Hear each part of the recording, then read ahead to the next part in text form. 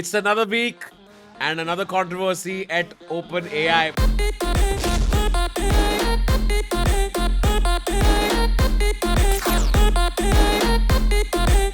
Varun, you went to the US and caused all this chaos and you have returned. How do you feel? I feel good.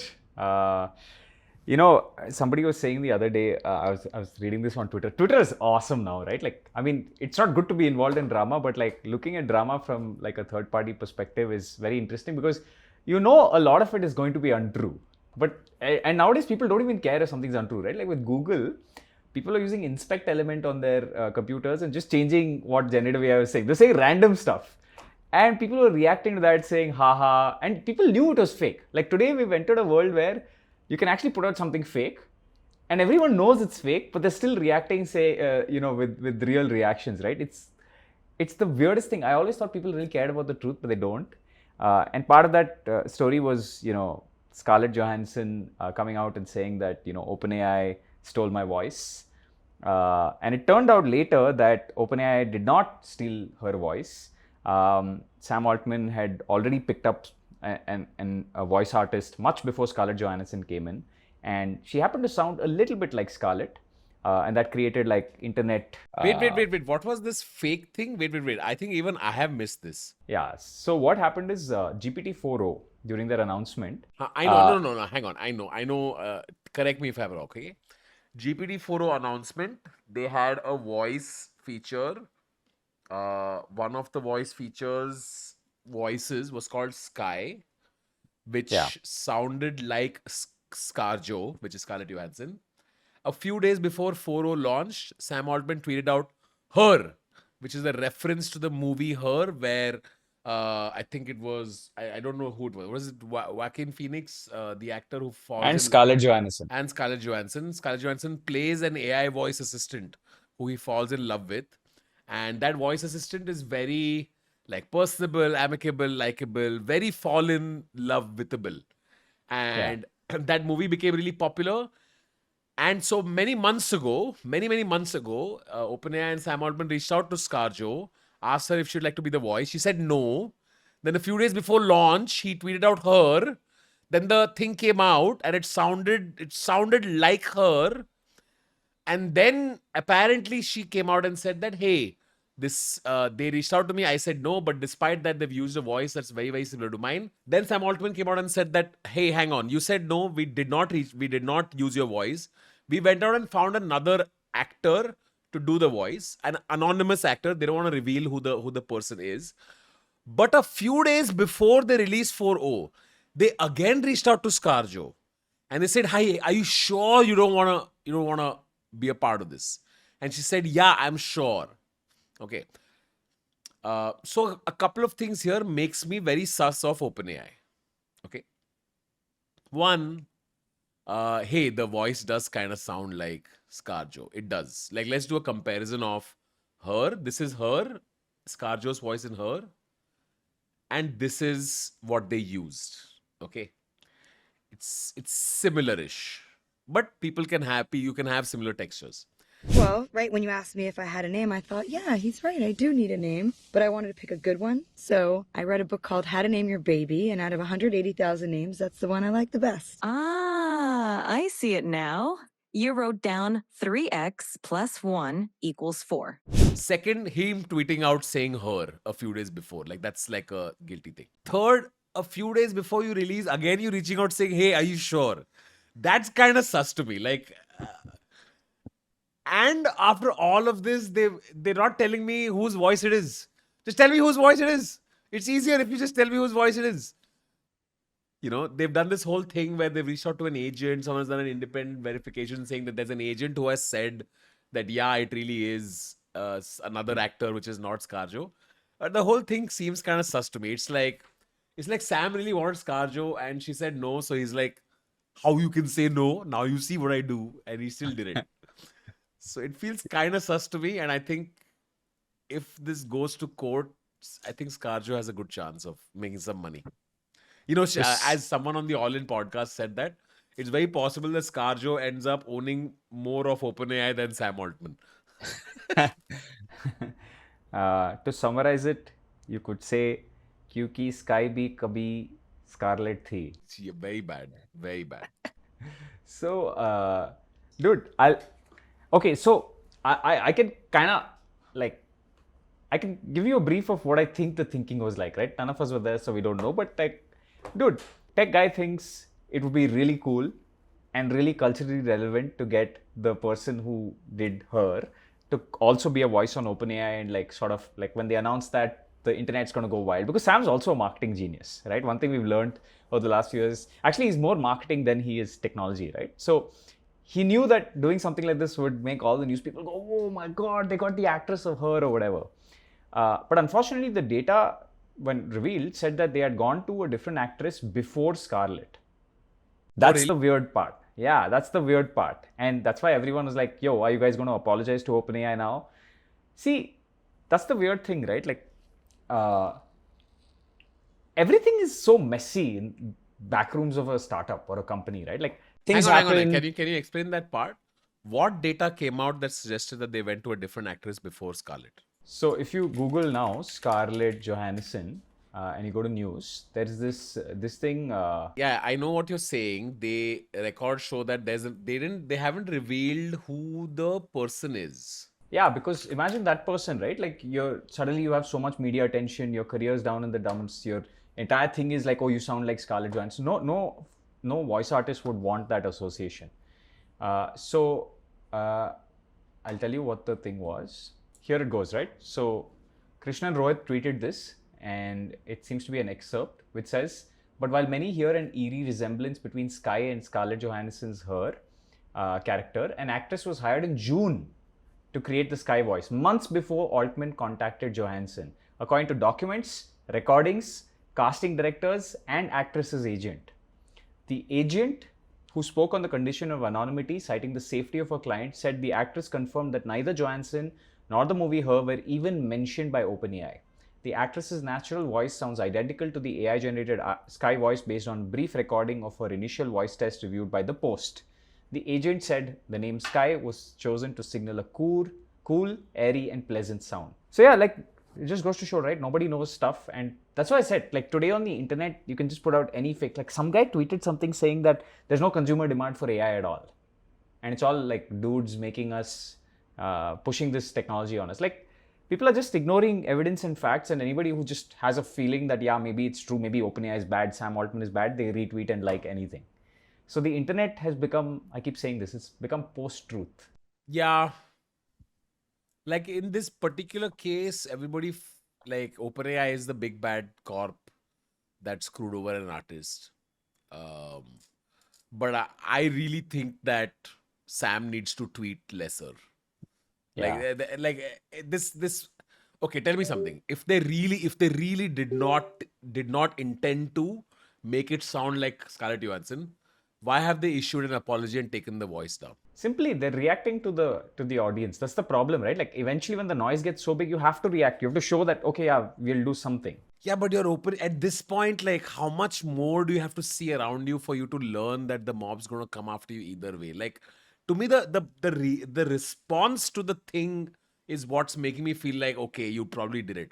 Because if you really did not, then you would it's chor ki dadi mein tinka, right? Because if you really did not, you would just put your foot down and be like, yo, shut the fuck up. No, here's proof. Here's we reached out. That would be your first thing.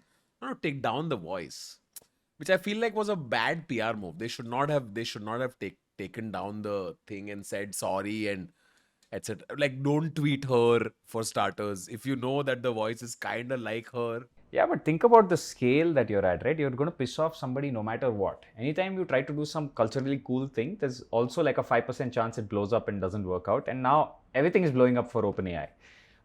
There was a time where OpenAI was an unknown company. I remember making a post about them on my Facebook. I had a Facebook page called Varun Maya when I was very young. 2017, I made a post about them. 2018, I made a post about them. Nobody knew about them then. And they could make all the mistakes they wanted in the world back then. But today, the scrutiny that they're kind of under, I feel like they need a corporate CEO, right? They need like a professional CEO who can keep quiet and like only say generic things. Like Sam has already gotten good at it. Like now on every podcast, he's not saying anything meaningful. He's saying generic stuff. He's saying generic as like. Did you see his episode with on the All In podcast? It was No. the most generic as fuck answers possible. It was very like kosher and like it was he was very measured. In fact, they were making a joke about it in the last episode, saying, Sam revealed so much to us, right, about what happened, etc., etc. Yeah. But yeah, they're under so much scrutiny now that they need Sam Like should just be the everyone, creative person and do the creative stuff. yeah, like everyone thinks the right template. Like a lot of young kids are like, why don't CEOs like talk and like explain everything, and why are they so generic? What a loser. Actually, they're protecting enterprise value by not talking, right? Like I think the more you have to lose, the less you say extreme things or you try to do these culturally crazy things. But in this particular But case, Varun, if Skajo said no, just choose like a different, like go left, go left. If right said no, don't go rightish and stay around next to the. Just go left. do you know there's a picture of Sam Altman with Katy Perry that came out right after, but then everyone was liking that and everyone was like, oh my god, Sam Altman is now going to go and get Katy Perry's voice. But it turns out that the image was actually 3 months old. You know the last big tech CEO Katy Perry was hanging out with? No. Sam Bankman-Fried. Is that true? I don't know. Yeah. I remember year 18 months ago, she was in the Bahamas. Spotted at a party with Sam Bankman-Fried. It was crazy. Yeah, this is life is getting strange. It's picture like, but the last CEO that went through this was Mark Zuckerberg, right? Mark Zuckerberg went years with people calling him a lizard and this and that. So it's like Lizard is too funny, bro. so I think everyone needs to go through this. It's the trial by fire to becoming a good, I would say, FANG CEO or like big company CEO, right? So Tanmay, we actually have the CEO of Wix India with us, Vargab. I've known Vargab since the Shopify days. Vargab used to be the CEO of Shopify. Actually, before we begin, Vargab, you want to quickly introduce yourself? Sounds good. Thanks for inviting me into your podcast. I'm very happy to be here. I wasn't the CEO, but I was definitely heading Shopify India a long time back. I joined them in 2013. I was at Google much earlier in 2010. I've been at Wix now from the last 2 years. I'm their country head in India. And yeah, I have been in the internet and web development space for about 15 years now, and I've known both of you from a while now. It's been exciting to collaborate on multiple things. I have a question. I mean, I know the answer to this, but I think it's going to be very useful to the audience. How does one become the head of Shopify India or the head of Wix India? Like, what's the career path for that? I think like if someone tells you that cold reach outs don't work, I think you should tell them that like that's completely untrue, because I got my Shopify job as a cold reach out. I used to send emails to Harley, who was the president of Shopify, like literally every week, asking them to launch in India and in Asia. And this is how they need to change their product, and this is how they need to localize their strategy. And after months of sending emails to him, he finally responded saying that, okay, we want to chat. And that's how I became their first hire in Asia. Okay. Nice. Every time someone says cold email works, I get an influx of emails the absolute next day. So just make sure the email is coherent and think about the person you're sending the email to. Job chahiye! Give job! You might find your next protege, Tanmay. But yeah, like just like anyone who's sending cold emails, just like spend time writing to what's most important for Tanmay, and I'm sure that he's going to look at it. Vargab, in one of our conversations, you had told me that, you've been at Shopify Wix quite a bit of time, right? And you've seen developers from India sort of slowly take over the jobs not jobs, but like the freelancing gigs that people who run Shopify or Wix stores in the US or like wealthier countries, they seem to be outsourcing to India. Is that a trend that's continuing? Like, what are your observations there? Definitely.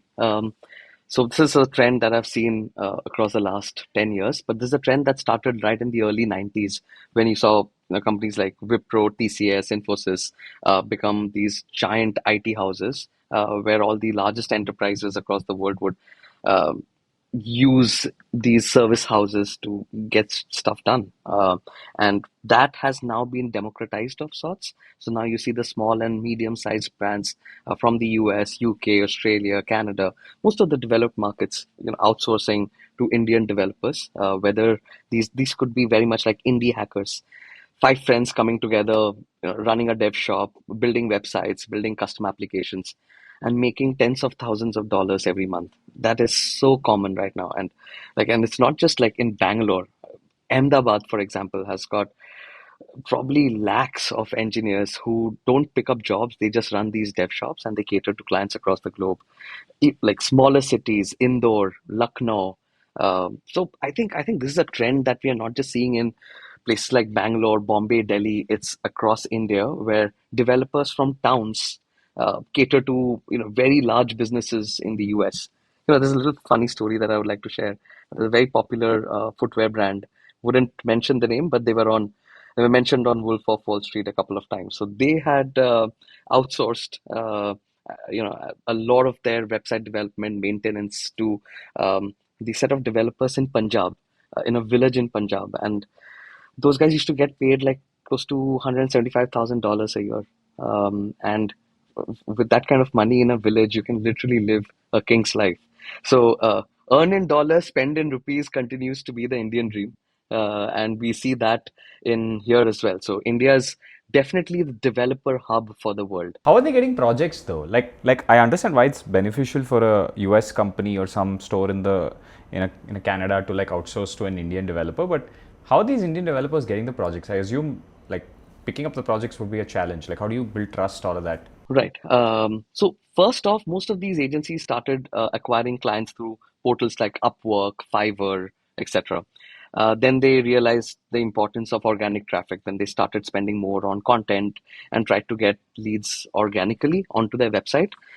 Word of mouth also plays a big role. So if I've been your client and you've done a phenomenal job for me, I will definitely refer you to another client in the US.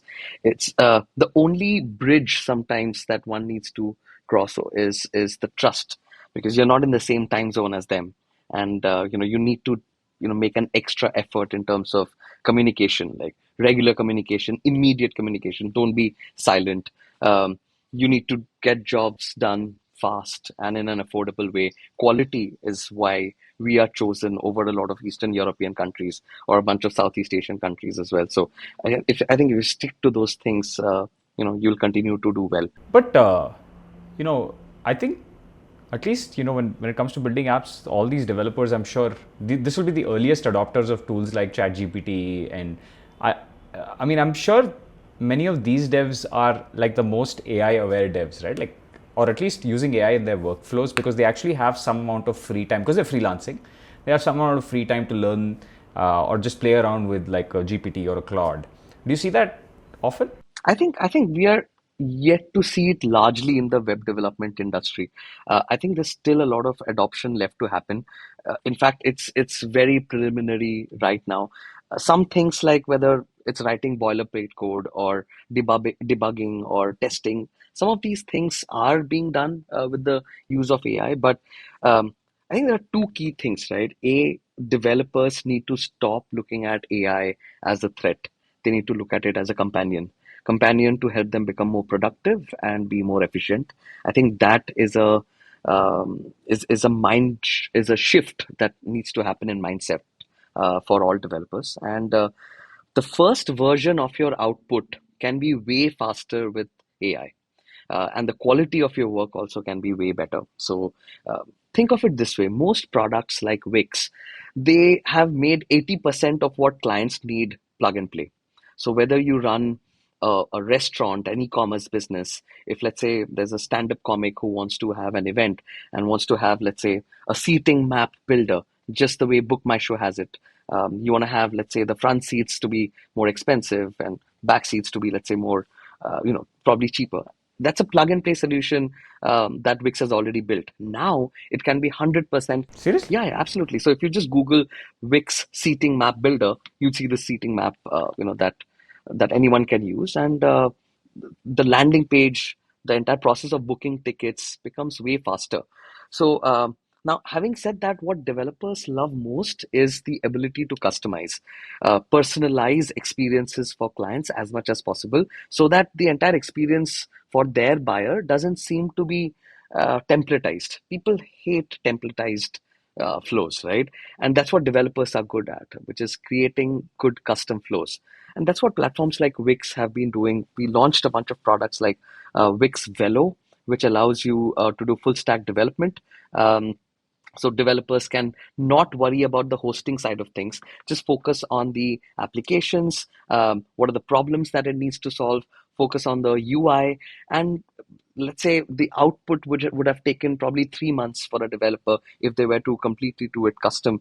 But given that they're using, let's say, a Wix Velo, it shortens to, let's say, a week or two. So you can even build, let's say, an Airbnb through Wix Velo, or build a social media network. There's a very popular OTT in the US called Vivo. You've seen him in a bunch of these uh, music videos and stuff like that. They are running on Wix, so it's a streaming platform. So it's a lot of opportunity, for developers on our platform. Where there's always this notion that Wix is for the small guy. I remember when you and I had a first chat when I was joining Wix, Varun. You told me, but Wix is for small businesses, right? And I was like, well, these guys have been investing a lot into developer-facing products. Is increasingly catering to enterprises. In fact, we've got Tata Consultancy Services as well, which builds websites, on Wix for a lot of American clients. If you're into glasses, you may know Zeiss, the lens company, right? And they are on Wix Enterprise. They've got, say, hundreds of websites, and TCS builds those websites for them on Wix Enterprise. So I think the positioning of Wix definitely has changed, or is changing rather, from being the right fit for small businesses to, let's say, being the right fit for larger businesses and enterprises. That's interesting, actually. So what you're telling developers is Wix ki goli lo khich khich dur karo? Absolutely, khich khich dur karo. I've been sitting on that joke for 3 minutes now. I thought, like, when can I say this? When can I say this? Okay, so Wix Studio is something that I want to talk about, because the product that launched last September, which is meant for agencies and IT companies, where you can have excellent, design effects like glass morphism or mouse parallax effects.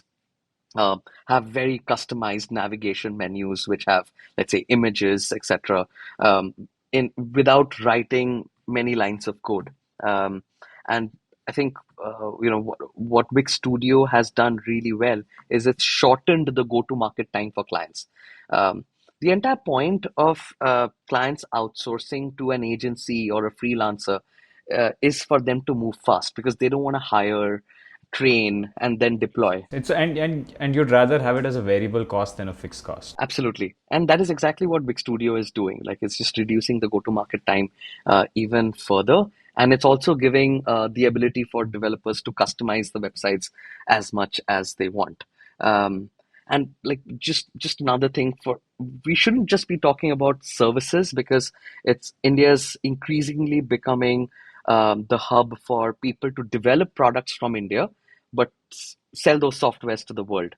And we see a lot of that happening on the Wix app marketplace. So we've got thousands of softwares there, which solve things like referral marketing, or an integration with a certain marketplace or social media. And all of that can be done just by, like, installing the software.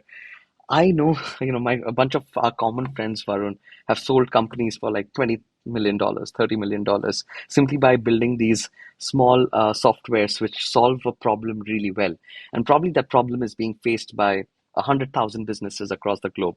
And you make a great business out of it. And not everybody has to build like the next chat GPT. Absolutely. Not like that was a conversation that you had with Sundar as well, right? That everybody doesn't have to get into LLMs and trying to really solve a massive problem and try to build a billion-dollar company. You can very much build like these 25 million to $100 million companies building apps on, let's say, the Wix app marketplace. So that's something to definitely explore. Interesting.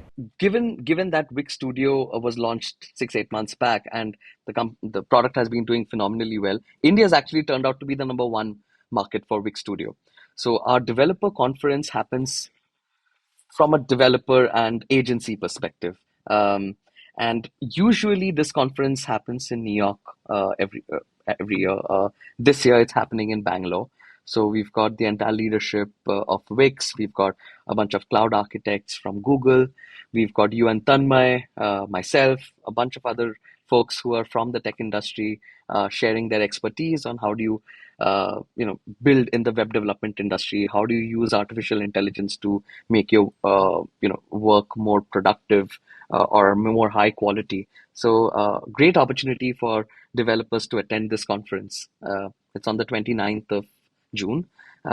Yeah, you should definitely make it if you can. And it's free, right? Yeah, it's free. You don't have to pay for it. Though there is like a vetting process. So if you're looking to attend the conference, enter all the details of who you are, what is your association to the web development industry. That just helps us approve those applications coming in. So Vargab, if a dev wanted to apply, what's the link? What's like a short way for them to go do it? So just go to devstudiocon.com, devstudiocon.com, and yeah, just sign up. And hopefully, if you fill your application well, you definitely will get through, and we'll see you at the conference. Thanks for joining us, Vargab. It was always nice chatting with you. Super. All right. Thanks guys for having me. Tanmay, is it okay if I do this as Wix, like instead of doing this? Bye. Tell me about Google and Sundar Pichai, bro. Sam also tweeted out saying, "I don't really pay attention to competitors, but can't stop thinking about the aesthetics between OpenAI and Google." Did you see that tweet? Yeah, I thought OpenAI's aesthetic was not that great. Like it just felt like a Black Mirror episode. It was classier and like subdued, and like it was simple. It had more. Like Google was like like I'm just shocked that there wasn't like a Google mascot, like a dude inside a costume running around stage and doing That stuff. was Mark Rebelli, no? That was anyway. They had the crazies there, but it's a vibe shift, dude. Like Google's going for something else now. Google's like, I mean, this is my opinion, right? Like considering I was at I/O and I spent some time with the Google team, they are now like, you know what? People are going to criticize us anyway, right? Like anything we do a good thing, we get criticized. We release, we get criticized. We don't release, we get criticized. We release something good, nobody cares. Still, there'll be criticism from like one guy who had a bad experience. So it's fine. We'll adopt the fun. We'll be the company we always wanted to be.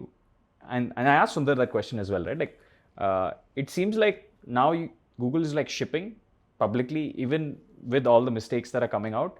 It's almost like everyone on the internet today is a critic. Everyone has an opinion, and sort of like air cover for them to ship. And that's actually, and the reason I asked that question is like, it's actually very evident there that now it's like, if we don't do this, somebody else is going to win, right? So how long are we going to cover and like not ship, right? So there's a vibe shift, and I/O is more like a conference type of thing.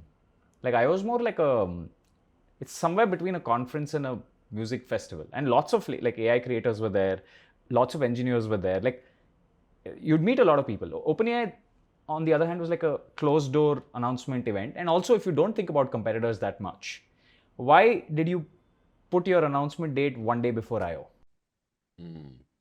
Right? Remember, I/O's date was revealed far before. And Sam Altman placed his announcement date just one day before I/O. That is a little bit like, if you don't think about competitors, why did you do that? It's interesting, no? How, okay, so Google was the first mover, back in the day with DeepMind. Then sort of OpenAI sort of overtook them and got to the chat UI first.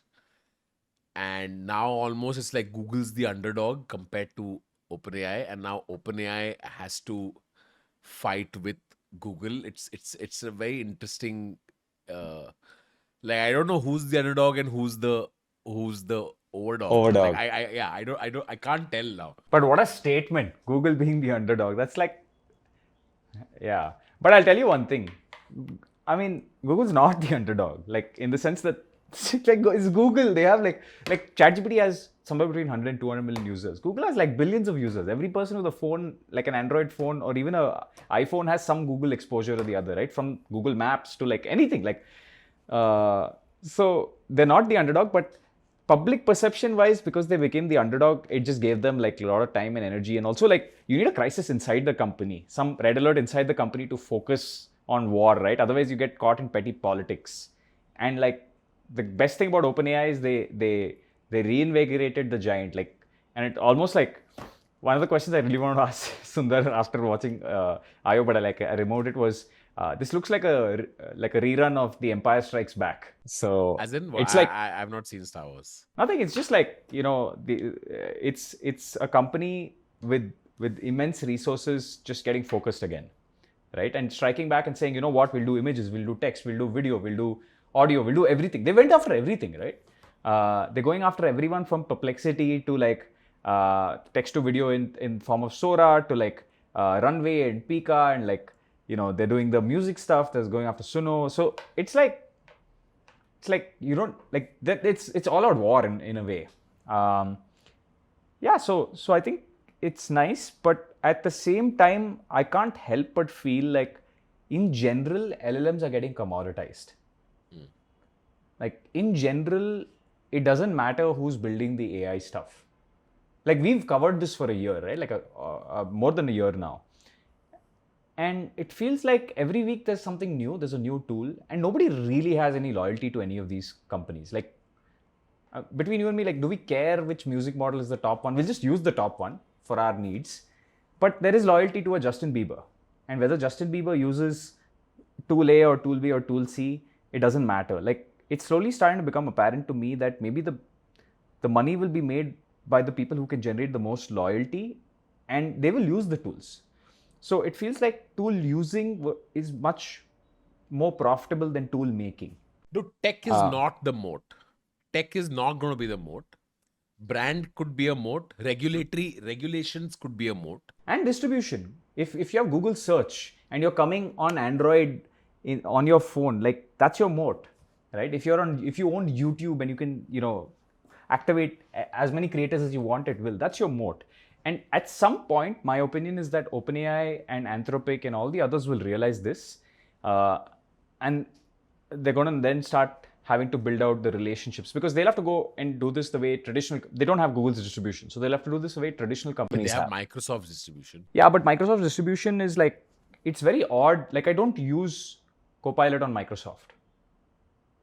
Like, once in a while I use it if I really need to do something. But what do you use it most for? Of like, if I'm so I have the Copilot icon right here on my this thing. So I'll just like ask a question like, what's the capital of some place or something, stuff like that. Like, I just need to think about something. I don't want to open the browser. But most of the time, most of my activity is happening through the browser, and the browser I use is Chrome. Right? So Google has Chrome, Google has Android. Android comes prepackaged with Google Maps and YouTube and basically all of Google's apps. So either you have that kind of distribution, or you go to the traditional form of distribution, which is run ads or go do influencer marketing. So eventually an OpenAI is going to be like, yo, we need to run ads if you really need to go after Google. Because yes, OpenAI is really big and a lot of people know about it. But in terms of usage, the number of people with mobile phones is 7.1 billion in the world right now. And ChatGPT has between 100 and 200 million users. They've not penetrated anything. If you just look at the math, it's just the early adopters, and sometimes Twitter and like a little bit of Instagram can make you feel like this is like a bubble, but it's not. There's so much penetration left, right? Does your auto driver use ChatGPT yet? No, but does he use Google or Google services like Maps? Yes. Yeah. Also, let's not forget Slack versus Teams, right? Where once Microsoft distribution kicked in, it just flat made Slack look like a flat line. So yeah, it's significant. And you know what? Slack has Salesforce's distribution. And yet Microsoft's distribution really overpowered it, right? Like Microsoft, even though they're not like putting Teams upfront in your face, they still have the enterprise sales team that's selling Windows to everybody across the world. And probably that's a feet on street team as well, right? So yeah, I mean, distribution is ultimately what will matter. Tech is like getting commoditized. I met a VC yesterday who told me exactly the same thing. I was like, why aren't you investing in like AI or whatever? Or what's your AI plan? He's like, Varun, we invest in a distribution in some company that has the distribution. Otherwise, like, you build a model, even if you build like a local language model for India or whatever, like, how are you going to compete with a titan who has the distribution? You can't. I agree, actually. Refrigerators didn't make the most amount of money. Coke did. So I think you're right. The tech will be commoditized. Everything else is what's exciting. Tell me more about meeting Sundar. What was that like? How did it happen? Um, give some goss. So Google invited me to I/O, uh, and Google said somewhere in And between. you made the trip for Google I/O. Yeah, I made the trip for I/O. I had a few other people to meet, but mainly it was for I/O. And then at I/O, Google said, I mean, like they said, hey, do you want to like talk to Sundar, right? And I was hoping I'd get to talk to somebody else, right? Like always set your sights low. But they said, do you want to talk to Sundar? I said, yeah, for sure, right? And then it happened. It was after I/O. It was still on stage. Everyone had gone to like the party areas or the experiences or whatever. So there was one creator from India, there was one creator from UK, and there was one more from I think the US. I'm not sure. There's a third creator as well. And yeah, like I had a good conversation with the Google Comms team before I went up on stage. Sundar was really nice. I think he's very disarming, right? In the sense that when you go on stage, it feels like you're talking to like a friend. Right? It doesn't feel like you're talking to a public company CEO. Sundar is one of the most powerful men in the world, right? Like the third biggest or the fourth biggest company by market cap CEO is like a big deal. But he still felt like a normal, nice person. And he answered the questions well, I guess, but also with that, the maturity that comes with a CEO at that scale, right? You can't make mistakes, etc., etc. So it was all in all, it was a fun experience. The only thing I could think of on stage was, this is awesome. Like, to be very honest, I cared less about what I felt about it, and I cared more about, like, there's some followers I've had who stuck around with me for years, like 7, 8, 9 years, right? Ever since I started creating content. I don't even know when that was. And I almost felt like in that moment, it validated them more than it validated me. And it also validates a lot of the people watching Overpowered, right? For example, that, yeah, I think the time to do something niche, like, sure, MKBHD is really big right now and all that, but being a creator covering just AI in India in a market where, other creators are covering like, ghosts and this and that. Nothing against them. I understand they're filling a niche, but to see that niche be rewarded with some time with Sundar, I felt was pretty validating, and it also, at least for the people watching, is like, hey, anything is possible. Because like, Bro. Tech is not a niche, bro. Like billions of users, like you're saying. Tech is not a niche. It's the opposite of a niche. It is the yeah, thing. but Tanmay, but in India, the tech creators have always been like mobile phone reviews, or like it's been very different. It's not been like this average engineer sitting in college building software and then creating content around it. It's like that was a very I don't know. That's my audience, right? Mainly, at least on my channel. And for me, it felt like, at least from the comments and all, it felt like they got validated because they've stuck around for a very long time. And also, to be very honest, my channel grew very slowly for the first 6, 7 years, right? I took like 7 years to get to like 150K or something like that, right? And then you happened, and then Overpowered happened, and then my channel grew, and then Overpowered grew. And so it all happened very fast. And I feel that ultimately it validates the fact that anyone can do anything. It doesn't matter what your niche is. The internet's now become big enough that anything is possible, right? That's all I was thinking on stage, that I hope that anyone watching this would be like, fuck, anything is possible. These kind of opportunities, whenever they come along, no, where you get to interact with the absolute apex of the sector you're in. Part of it always feels like, shit, what did I do right that I got this chance? And then the next second it hits you that, oh, a billion people also, right? Like it's like we are also from a country that is really critical for most of the world. Yeah. Was there a moment of recognition of, hey, India, how's India doing with Sundar? My first reaction would be to speak in Hindi with him. I don't know. That's what I think. I would be like, kaise ho bhai? That's what I would say. I had to really resist the urge to like end the podcast with so Sundar, मौत के बारे में सोचा है? Uh, but then I knew it wouldn't be the right thing to do on that stage. It wouldn't be, yeah. Yeah, but it would have been funny though. You know what I would have done? I would have done all the best in the race against OpenAI. Level सबके निकलेंगे. And में वही खड़ा रहेगा. Whatever that meme is, that would have been fun. So did you speak to him? Did you speak to Sundar off camera? Like Yeah, so anything? there were multiple. There was some time before the cameras got set up, and we were just generally chatting. To be very frank, I don't remember every word that was said because I was really jet lagged also, like the India-US sleep timings.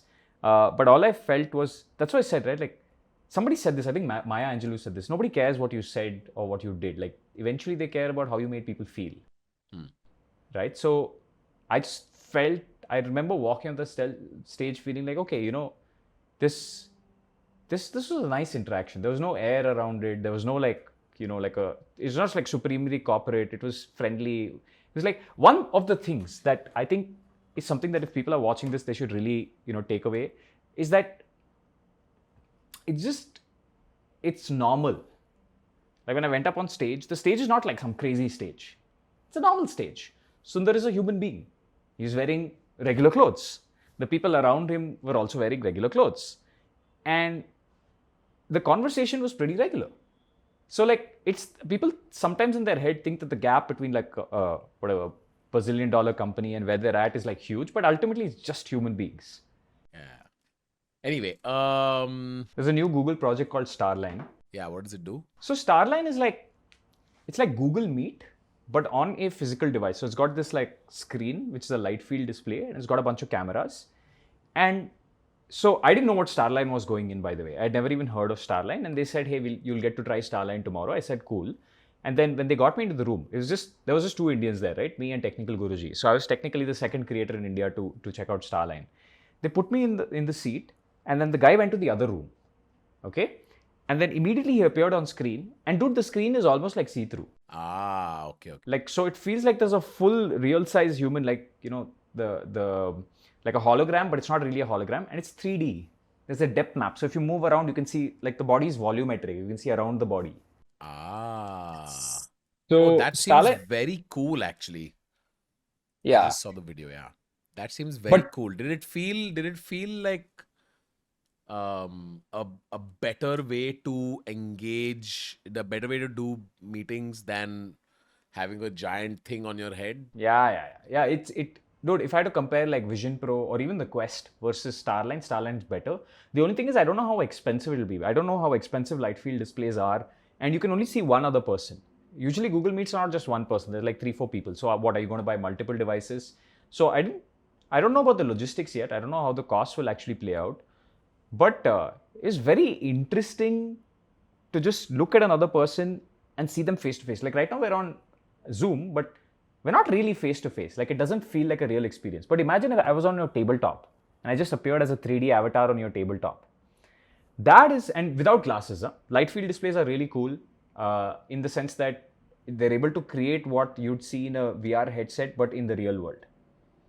Right? You've seen those cheap fan holograms where there's a fan, it's rotating really fast, and there's a hologram on top of it. It's like a much, much, much better version of that with 3D, right? Where you can see around it. So I thought it was pretty nice. And the problem with technology like this, or even Google Glass or anything, it's so wild that it'll take a while. Even if it comes into production, it'll take like 4, 5, 10 years, right? And some of the creators were doing some estimation on how much it'll cost. We were like, maybe it'll be like $2,000, $3,000. This is not a Google official number. So nobody knows what's going to be, but everyone knew looking at the device that, this is going to be expensive. But yeah, that's why I said, right, like these guys have insane amount of resources, and they've just piled these insane amount of resources now to do things like research. Anyway, seems fun. I'm glad you enjoyed the trip without me. Thank you, Next time, Google, for go together. not even acknowledging my presence in this podcast. Thanks. On that note, I'm calling it a day. Thanks for watching Overpowered. Hope you guys enjoyed. Please follow us on Instagram. Please follow us everywhere so Varun keeps getting invited to all this cool shit while I languish in Mumbai. See you next time. Bye.